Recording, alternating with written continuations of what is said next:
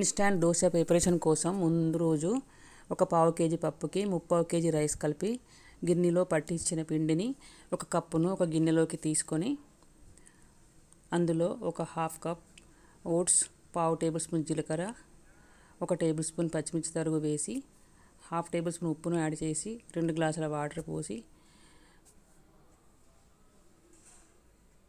బాగా మిక్స్ చేశానండి.